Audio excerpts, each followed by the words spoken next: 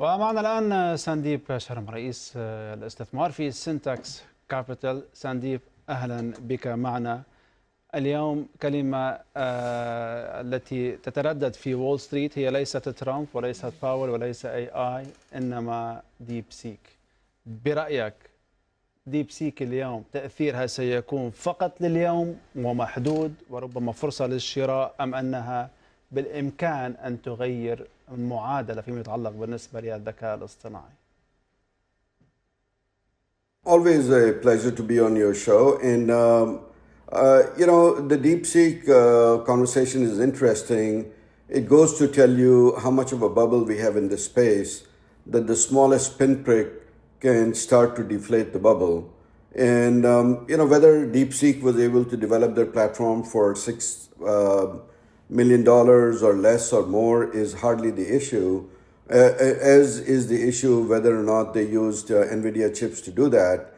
We will never know. But the point of the matter is that they are competing alternatives, and the whole AI space is a little bit of a bubble. And as you correctly pointed out in your opening remarks, that companies in the Mag 7 are spending some $60 billion, some $80 billion on data centers and AI platforms.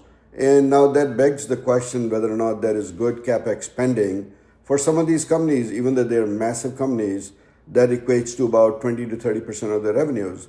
In addition, let's not forget that with the strength of the US dollar, many of these companies derive roughly about 30 to 50% of their revenues from overseas.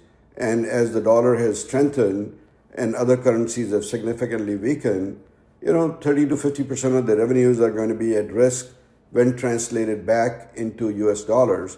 So we should expect a combination of these issues to show up in the earnings report. Whether DeepSeek is a one-day event or an ongoing is hardly the issue.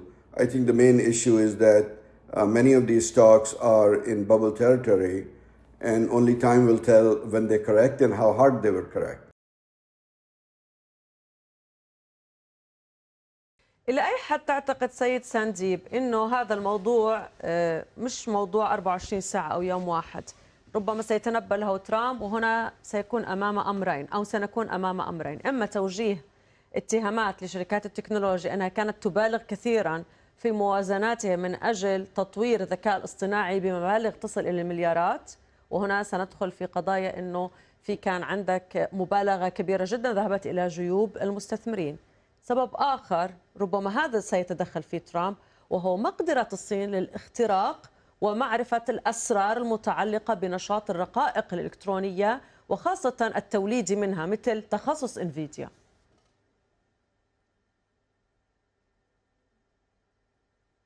Well, I think you should expect a lot of intervention from the Trump administration in every which way you can imagine. That goes without saying, because the goals that they're pursuing are somewhat aggressive, and they are in the face of a very difficult situation with the debt that the U.S. has, the amount of the debt that the U.S. has to finance this year, the competitive situation they have with overseas countries, and the fact that they want a strong dollar. But as we just discussed, strong dollar can be a problem for American companies trying to convert their revenue back into the US dollar, and as well as to sell more product overseas. So there are a lot of competing factors, and within all of this is the other factor that, technologies like AI may actually be disinflationary, but nonetheless, AI will be having the effect of less jobs, not more. And one of the propositions of the Trump administration is to have more US employment.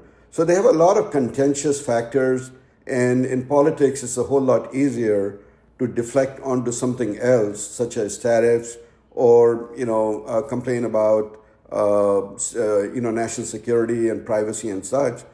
So I think you can very much expect that will be the ongoing theme, not only for this year, but for 3 or 4 more years.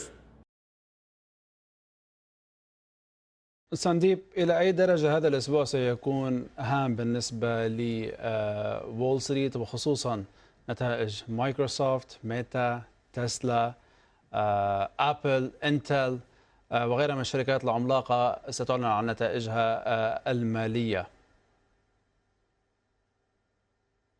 I think it's a very important week, definitely, and whether or not it produces the kind of downside we would expect or sustainable downside that we do expect, I think it is certainly a starting point for a little bit of a rotation in the market, if not a significant correction.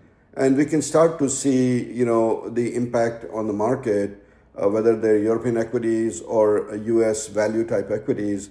They're not feeling the burden so much today, but anything growth oriented, tech oriented is feeling a significant burden, as they should.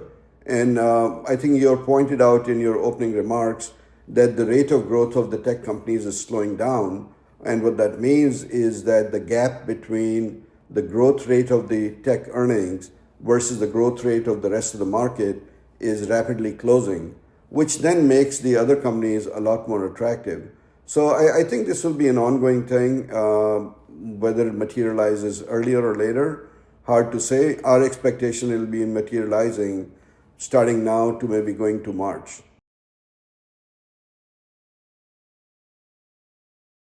وشكرا جزيلا لك سانديب شارما، وأنت رئيس الاستثمار في سينتاكس كابيتال. Always a pleasure.